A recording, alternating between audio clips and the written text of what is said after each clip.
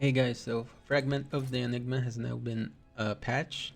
It is now working as intended with the +2 lightning damage for Spark Charge per intelligence.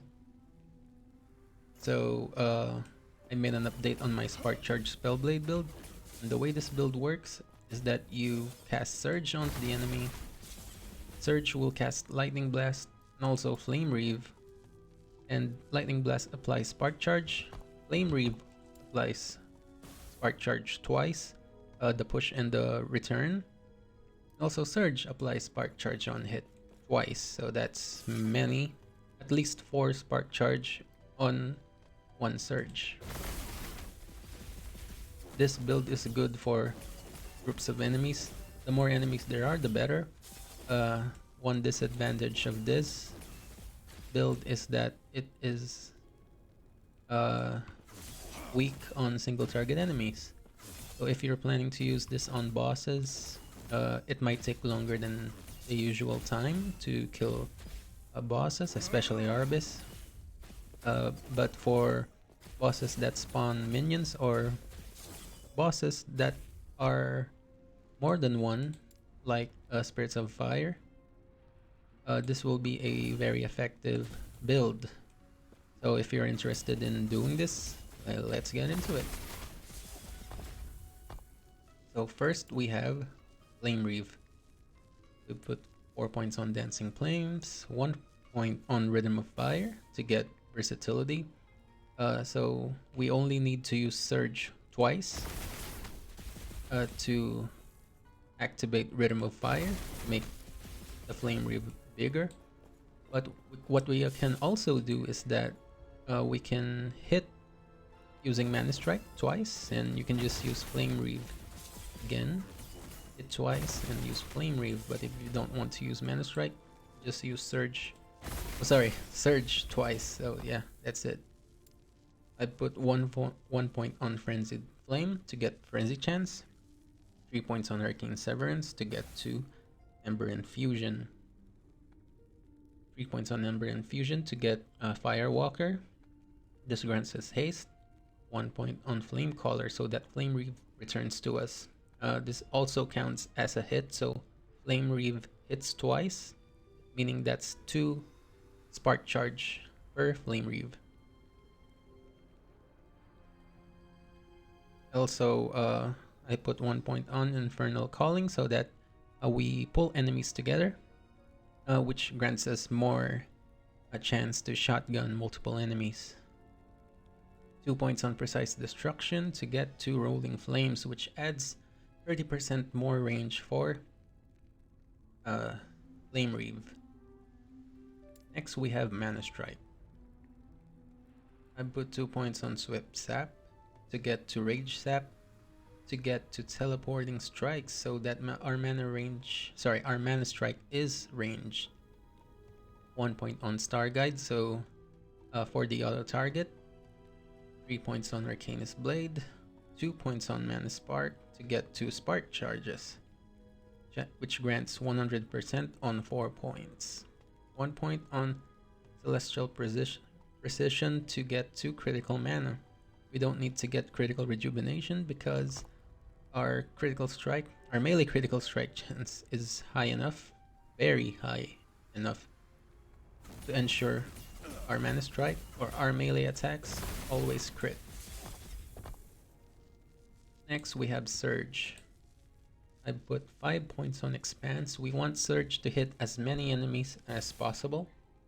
4 points on Charge Movement to grant us Spark Charge on hit. 2 points on Stagnant. This nodes is for bosses, especially the one on Spirits of Fire, so that they cannot move after a few seconds when a Flame Reave pulls them in the middle. So it gives us around 1 to 2 more seconds to hit them with Mana Strike before they can move away from each other. So this also serves as crowd control. 1 point on Stormbringer, 3 points on Electropulse, which grants us 4 Lightning Blasts per Surge. 2 points on Storm Battery, 1 point on Flaming Surge to get to Pyroclasm, which casts Flame Reave on arrival. Next is Lightning Blast. I put 3 points on Storm Razor, 4 points on Chain Lightning, 1 point on Convergence, 1 point on Divergence, 3 points on Front Loaded. This should be 2 points. The extra point should go on Mortal Capacitor. 3 points on Cloud Dancer, which grants us 30% Spark Charge on hit. Since we got Convergence, it can chain to the first target hit, so that first target might get Spark Charge twice if we're lucky, which is very good for single target enemies, which is why we got Convergence. I got 4 points, or 5 points rather, on Mortal Capacitor, which I remove one just right now. And that's it for Lightning Blast. Next is Static. I put 4 points on Overcharge, 4 points on Critical Mass. Since we have high crit, this is good for single target enemies. 1 point on Surge, 1 point on Electrify for another base crit chance, 5 points on Empower, 1 point on Power Surge, 4 points on High Voltage to get charges while running, 1 point on Storm Chaser to double the charges. So if you're using this on bosses, the way how we use it is we use Static and then use Surge, so that we can fully utilize this node, gain charges for each enemy you critically strike. Since we have high crit chance, that will benefit us by using Static and then Surge. It will grant us as high static charges as possible. And you can see our static charge got into 200 after using Static and Surge, provided there are many enemies to hit. Okay. So this is a good way to refill our static charges by using this node right here. Alright, so that's enough for the skills. Since we are not directly casting these two, you can replace these two skill slots. I got Flame Ward for one, and you can get anything for the other one. You can get Enchant Weapon, but it doesn't really gives us any benefit since we are relying on Spark Charge, and Spark Charge is not a melee. It's not a melee tag. So yeah. Next is our passive skill tree. I put 2 points on Elementalist, 8 points on Arcanist to get the intelligence. So what we want is to have as high of an intelligence as possible to greatly increase our Spark Charge damage. 5 points on Mage Flurry, 10 points on Knowledge of Destruction, and then we have 25 points for Sorcerer. 8 points on Calculated Destruction for the intelligence, and for the spell critical strike chance. We want our spell critical strike chance to be as high as possible. 2 points on Mana Shell to get to Wisdom, 2 points. 8 points on that node, and 5 points on Rift Bolt for the lightning damage leech. Next is for Spellblade. I've got 6 points on Elemental Affinity, 8 points on Arcane Warden, 5 points on Arcane Shielding. I put 1 point on Warden's Echo just to get to this column right here. 5 points on Essence Duel, 5 points on Stormblade. Stormblade is another important node since it grants us 25% Spark Charge chance with lightning melee attacks. Lightning melee attacks only include this one, Mana Strike. It does not include Surge anymore since we converted it into fire, which is quite disappointing, but it benefits all the other, or this one rather, just this one. So we need to have as high rolls on this as possible. Next, I put 5 points on Mana Reaver, 5 points on Burden of Knowledge. We want the plus 20 spell damage and the reduced cast speed. We don't even use cast speed, so that's fine. And 8 points on Outrun and Outlast to get a 30% cooldown recovery speed for Surge. 10 points on Mental Fortitude to get 10 Intelligence, and 5 points for Prodigy to get ward per second, since our ward retention is a little bit high, so we're going to utilize that. Our health is around 1,900 and ward is around 1,400. So that's it for the passive skill tree. Next is for the equipment. I am using a 5 unique system, 5 unique items. These two are not required.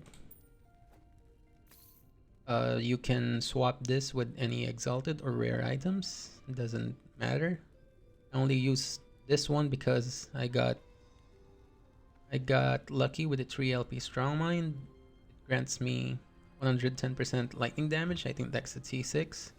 And chance to shred armor and physical resistance. The plus mana is just a bonus, and it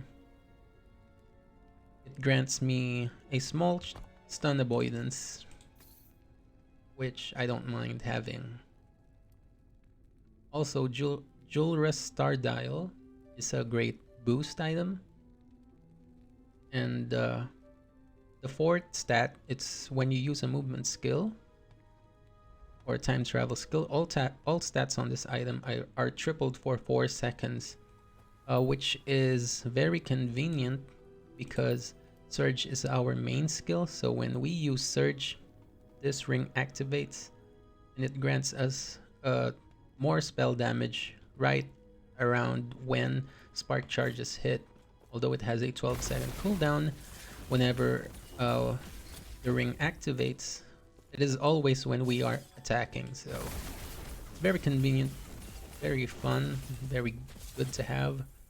And I got lucky with the increased spell damage. So if you can, if you have a legendary ring with spell damage or lightning damage, you can use it.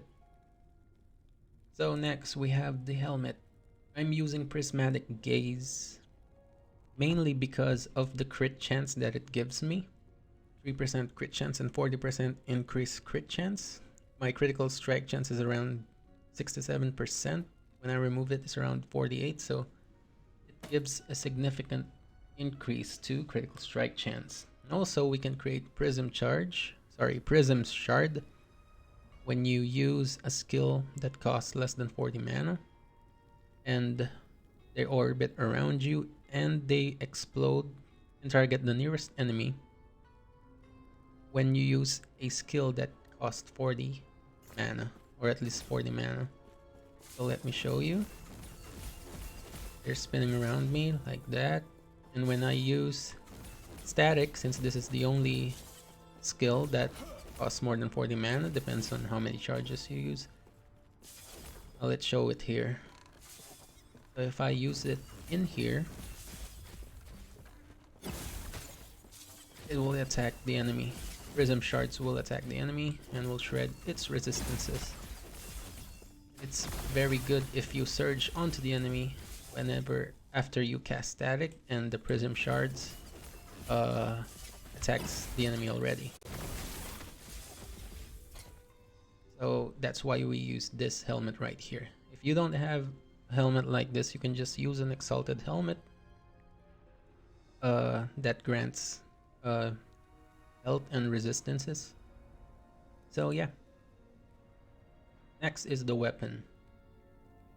The weapon is extremely important since this depends on how fast you can cast Mana Strike, supposedly, but I got unlucky. So the base weapon that we need is a dagger, a rune dagger, because rune dagger grants us critical strike chance and also spell damage. Spell damage is the one that we need for Spark Charge. So try to get a good rune dagger. What I got here is a T5 melee critical strike chance, and in T5 lightning damage. But if you can seal a T1 melee critical strike chance, since we don't need critical strike chance, the melee critical strike, try to seal that or try to remove that and replace it with T5 attack speed. If you can get a T5 attack speed, that would be much better, so that we can cast Mana Strike more frequently, or faster, much faster, sorry. Which is better for single target enemies. But since I got unlucky, I got this one. For the suffixes, chance to apply frailty, it's a good. Chance to chill, decent, it's alright. But if you can get a chance to health on kill, it's much better, since we don't really have regen, we just have leech, and sometimes leech isn't enough, so try to get health on kill too. Next is our armor. Try to get a good exalted armor. Intelligence, I got a T7 right here, which grants me 22 intelligence. Also got chunks of vitality and health, T5, double T5 health, and a T5 vitality. Also, I got a sealed cold resistance, which is pretty good. So I'm not sure if there are any base item for the armor that grants intelligence. I'll check right now for you guys.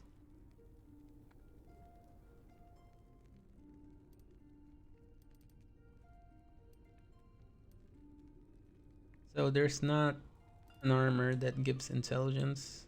Only... yeah, there's not an armor that gives intelligence. If you can get this one, Celestial Raiment, it grants critical strike multiplier. Try to get this one, or Mystic Plate for the critical strike avoidance.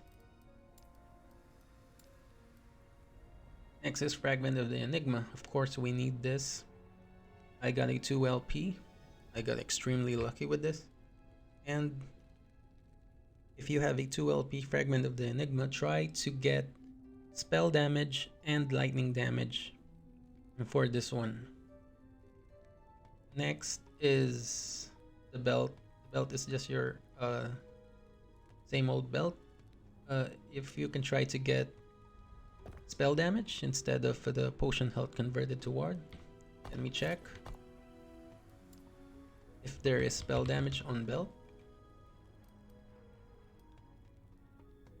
Oh, there's not spell damage on belt. So try to find something. I'll put it in the planner. A good substitute for potion health converted to ward. Try to get lightning damage, cooldown recovery speed, and increase health, which I got right here. Next is another important item, the Sun Wreath. We need this so that whenever we cast Surge, our Flame Wreath is in a circular shape. We cannot get the Flame Wreath, we cannot get the circle area of effect here because 1, it's too far away from where we want the other skills to be, and 2, when we get World Fire here, our range also decreases, but when we use this unique, it does not decrease the range. So this is one disadvantage, because this ring does not benefit any of our damage, but it only gives us a circular shape for Flame Wreath. So if you can get a 2 LP here, try to get spell damage, but you will be sacrificing the LP for Sunwreath for this specific build only, since spell damage does not benefit Flame Reave. Oh, actually it does. So if you can get spell damage for Sunwreath, it's fine, since there is a node here that converts melee damage per spell damage. I'm not sure if the percentage increase also affects this one, so if anyone can confirm that. Next is gloves. Try to get intelligence again on gloves. Increased critical strike chance.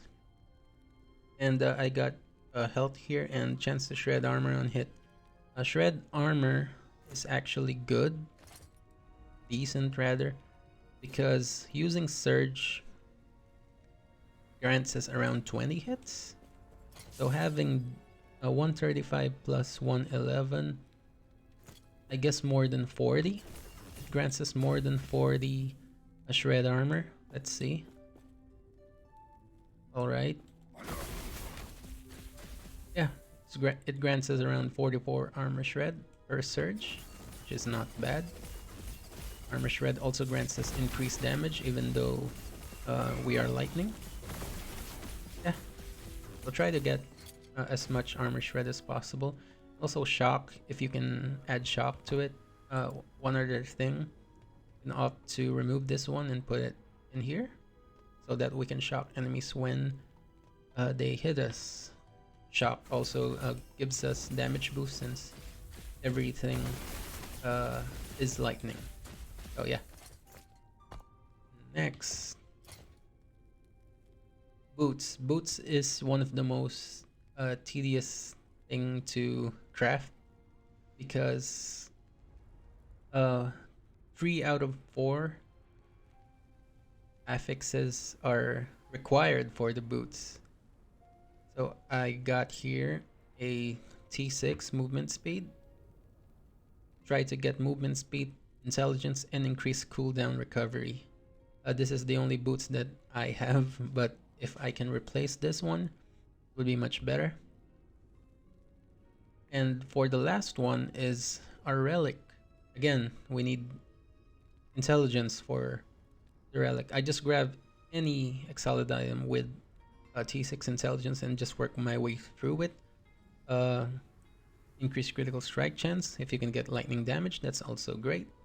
Health and necrotic resistance. But for a min-maxing, what's a good relic for min-maxing? Let me check.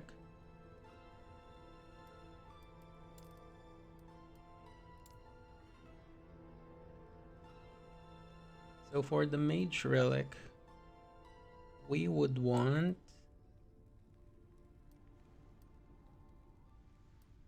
actually just this one, Scrying Eye. Also Scrivening Quill is decent. Runic Scroll is not, even though it gives us spell damage. Arcane Quill is nah. Scrying Eye is just the best thing that you can get for this build. Also Warding Scroll. So it's not that big of a deal if you don't get the base item. As long as you got the intelligence and you can craft your way through it, it is fine. Next is the idols. So the idols, again, I mentioned, chance to apply Spark Charge on melee hit. Try to get as high rolls as possible. This one is also good because this one is the best because the prefix is also used. Increase critical strike chance with lightning skills. So if you can get 4 of these, that's good. And the rest are just resistances. So here is the character sheet. I've made until 126 intelligence, but I cannot min-max my equipment with that intelligence. Everything else just suffers.